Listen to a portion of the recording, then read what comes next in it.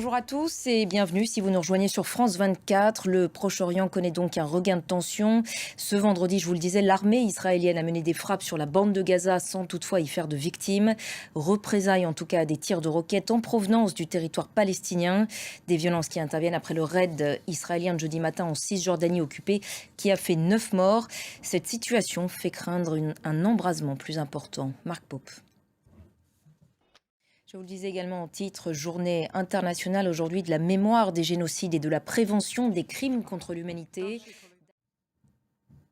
Dans le reste de l'actualité internationale, réunion aujourd'hui du Conseil de sécurité de l'ONU pour discuter de sa mission au Mali. Cette réunion intervient alors que le Haut Commissariat aux réfugiés fait état d'exactions de la part de groupes armés dans le nord du pays. Des violences qui poussent sur les routes de l'exil de très nombreux habitants. Marc Pope. J-2 avant le second tour des législatives en Tunisie, un scrutin marqué par un désintérêt massif de la population. Le taux d'abstention avait atteint près de 89% au premier tour. Il faut dire que l'enjeu est faible. Le Parlement a vu ses pouvoirs fortement limités par le président Kais Saied.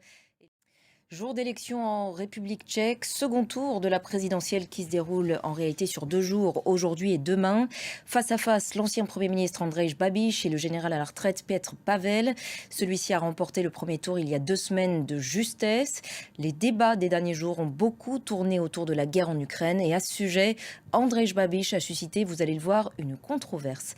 Les détails avec Nicolas Chamontin.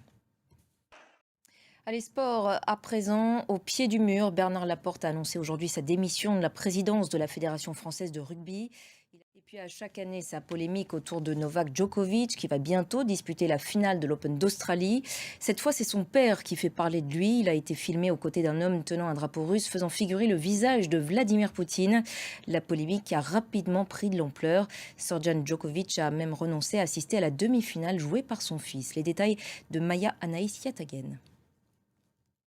Et c'est la fin de cette édition. Merci à tous de l'avoir suivi. L'actualité continue sur notre antenne. Restez avec nous sur France 24.